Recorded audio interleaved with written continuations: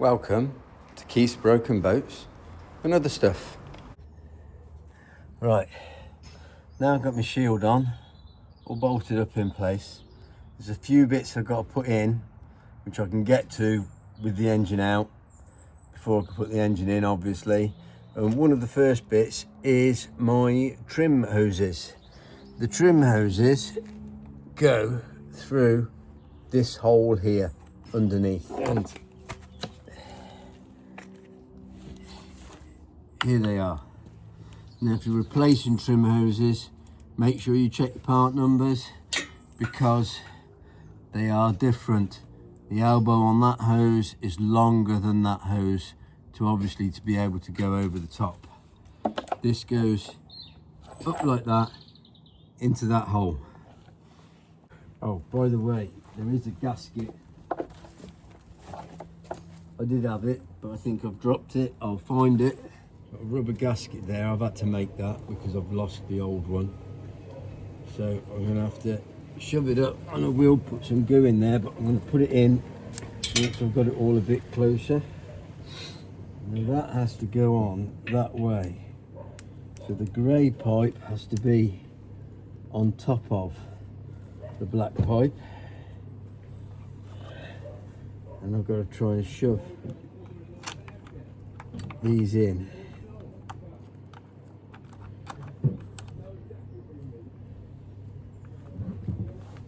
It's almost like there is like a bit of a sequence. I'm not sure what it is, and it's just a case of keep rotating them around and messing to get them in.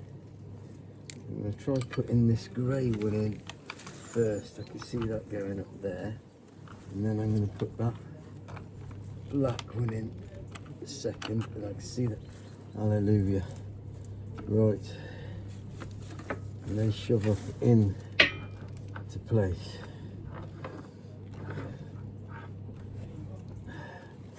Like so. Right then, at this point I'm going to take those two nuts off of there, one there, put those safe. At this point I am going to put a smear of sealant around there, and it is only a smear. It's a bit of rubber gasket, so I'm quite happy with just the gasket, but it's one I've made. So belt and braces, I suppose. Just get that gunk off the end of that nozzle.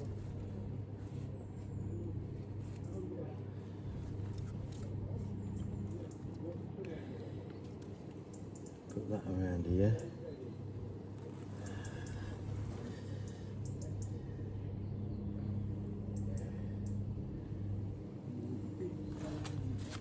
Just spread that all over it, I suppose.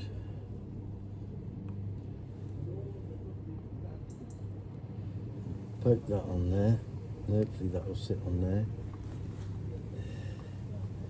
I'm not sure if that goo is going to do me favours or not, but that sits up there like that.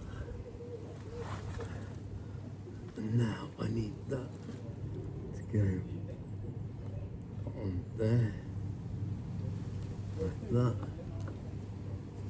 That to go on there, like that. This is all a bit awkward.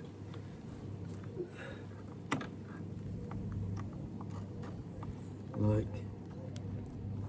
so. Now I've got it there. I'm going to get my nut. I've just dropped on there. Right, just going to nip these up with a 7/16 AF spanner. Just enough to squeeze that gasket so it's all sealed up. And we'll move on to the next bit. Right, steering ram now.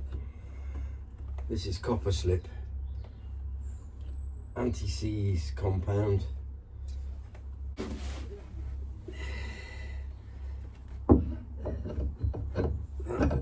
goes in there.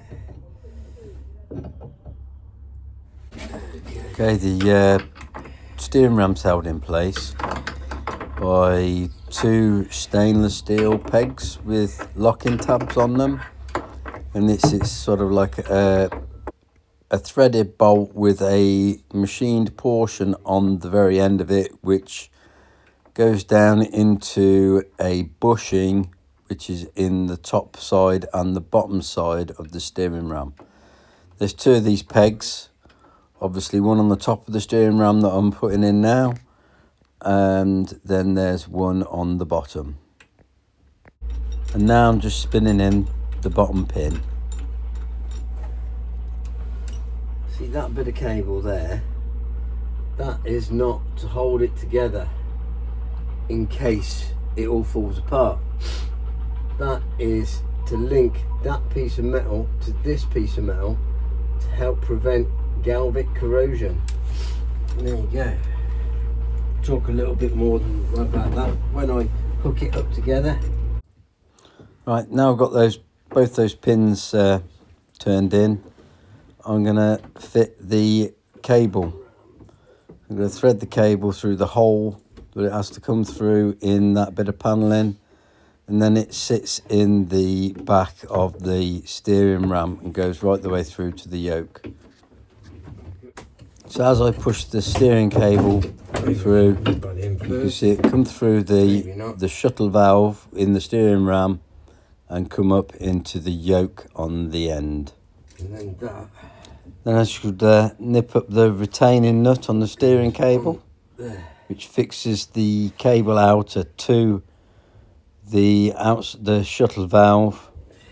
Give that a nip up with a spanner, and then that's the cable on. Bigger spanner. So if I put that in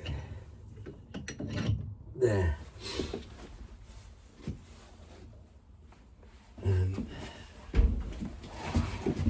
I'll turn that cable.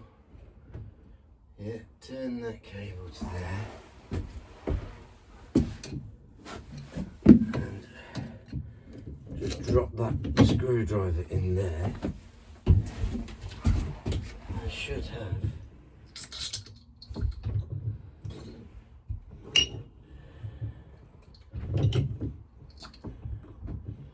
You can see there is oil in it,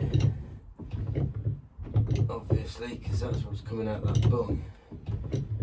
And you can see how it works.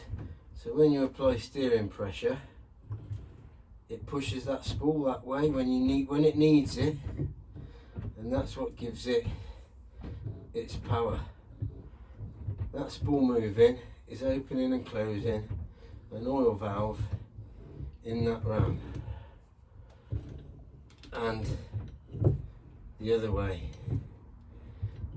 and it's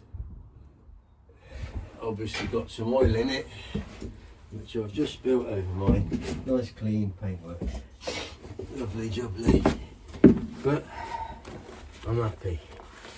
So that's that on. That is, so it's my steering ram in place. Admittedly at the moment only with screwdrivers, but it does work. Now the last bit I need to put on is the exhaust pipe, which goes into here.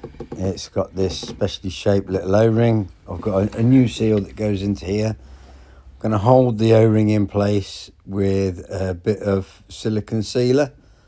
There's nothing moves inside this O-ring, so it doesn't need grease. It just needs fixing in so it stays in while I bolt the exhaust pipe on.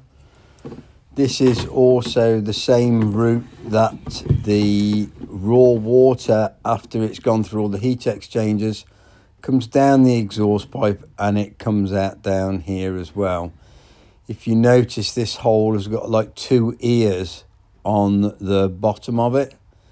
They line up with two holes in the outside of the shield, which allows water to drain out the exhaust pipe even if the leg's up in the air. So water, if any water, raw water in this exhaust pipe will drain out. So you're just putting a bit of silicone seal around it to hold that O-ring in place, and then I'll get the exhaust pipe and bolt it up. Now it's like a cast aluminium exhaust pipe which bolts on there, and it just sort of sits into position like that, and then goes off up to the left hand side of the engine if you're looking at the engine facing forward in the boat. Now the original bolts are made out of stainless steel and they're shaped with that 12 pointed top. Unfortunately I broke one, so I'm going to have to replace them with stainless steel Allen bolts. They are a 38 UNC. I've got 4 new ones to put in there. So I'm just going to hold the exhaust pipe in place, get the bolts in, get them to start, and then wind them all up. With my 4 new bolts in, all I've got left to do now is to give them like a final nip. I think they're sort of roughly 25 pounds-feet on these. Not a massive torque because it's stainless steel going into an aluminium housing. And that's my exhaust pipe fitted, complete with new exhaust flap in there. That's like a one-way valve to stop water coming back up the exhaust. And there's my shield with all its ancillaries bolted in, ready to receive the engine. And the back of the engine bolts to these 2 ears on either side of the shield. Don't forget, like, share, subscribe. Hopefully we'll get the engine in next. See you, catch you on the next one. Bye.